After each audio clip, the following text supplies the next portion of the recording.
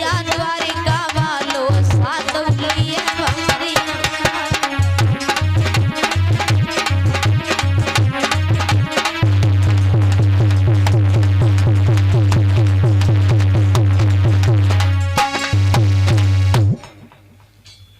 बाबा नारद जी ने कहा है, हे महाराज भीष्म, ये आपके घर में बेटी साक्षात देवी का अवतार हो चुका है। महाराज भीष्म बोले, बाबा नारद जी, आज बड़ा ही अच्छी खुशी है कि हमारे घर में एक बेटी का जन्म हुआ है और जन्म के साथ ही साथ आप जैसे महान संत हमारे आंगन में आए।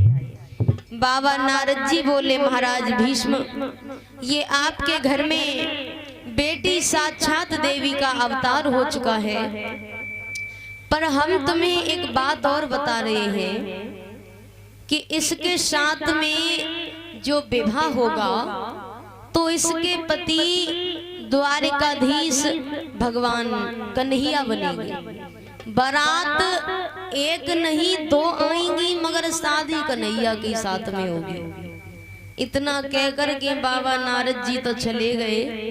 इधर रुक्मिणी जो है भक्तों, धीरे धीरे आंगन में सियानी होने लगी।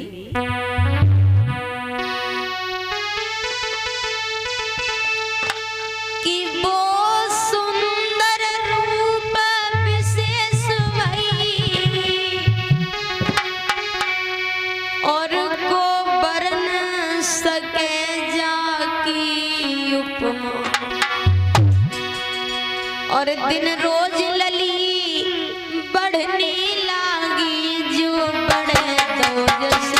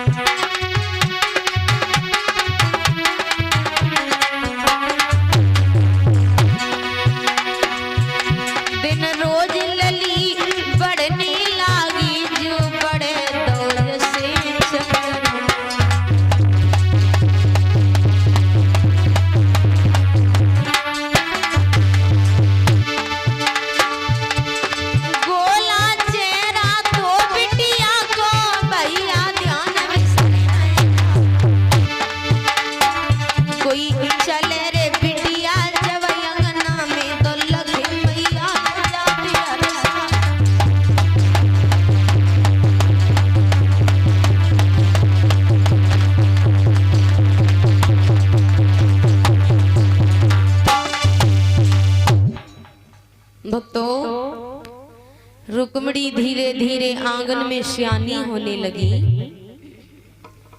रुक्मिणी जिस समय आंगन में सियानी होने लगी है, इधर रुक्मिणी की मैया ने देखा है कि हमारी बेटी जो रुक्मिणी है वो शादी के योग्य हो चुकी है, और शाम को अगर महाराज भीष्म आएंगे तो मैं सारी बात बता दूंगी, कह दूंगी महाराज बेटी सियानी हो चुकी है।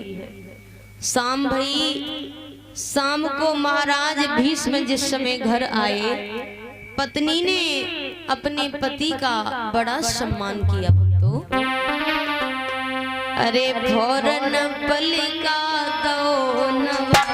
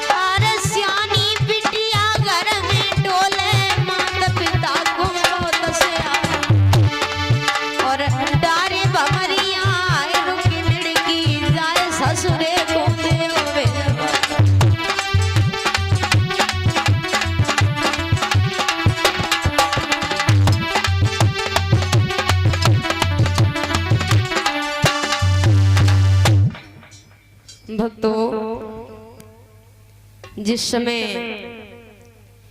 महाराज भीष्म जिस समय आंगन में पहुंचे, महाराज भीष्म जब आंगन में पहुंचे, रुक्मिणी की मैया ने बड़ा ही सुंदर सा आसन डाल के महाराज भीष्म को बैठा लिया। कहने लगी, महाराज सारे दिन सभा में बने रहते हो, घर की तो कोई चिंता ही ना है। महाराज भीष्म पूछने लगे, क्या बात है? बोली, महाराज तुम्हें नहीं मालूम है, हमारी बेटी जो रुक्मिणी है ना, वो शादी के योग्य हो चुकी है, और आप एक काम करिए, कोई अच्छा घरवर देखिए जिससे बेटी के पीले हाथ हो जाएं। महाराज भीष्म कान लगे, महारानी आप चिंता न करिए, आज हम सुबह सभा में जाएंगे, सभा में जाकर के चर्चा इधर उधर की नहीं करेंगे। यदि सभा में चर्चा होगी तो हमारी बेटी के बारे में होगी। तो रुक्मिणी की मैया ने कहा है महाराज भीष्म से, हे पिया, अरे सियानी बेटिया हुई गई, अरे मेरे सजना, कोई सुन लीजो मेरी माँ।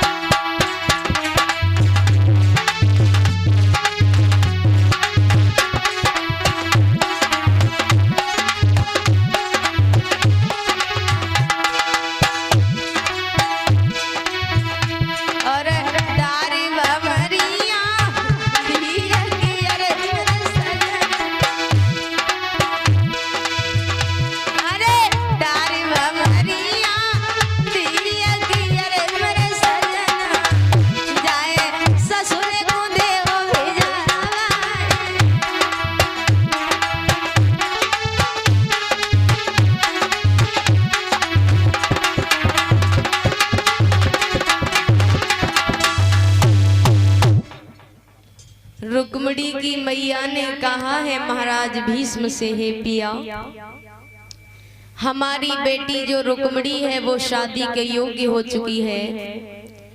महाराज भीष्म बोले, महारानी आप चिंता न करिएगा, आज हम सुबह सभा में जाएंगे, सभा में जाकर के चर्चा इधर उधर की नहीं करेंगे। यदि सभा में चर्चा होगी तो हमारी बेटी के बारे में होगी। सुबह जब हुआ, महाराज भीष्म सभा में पहुंचे,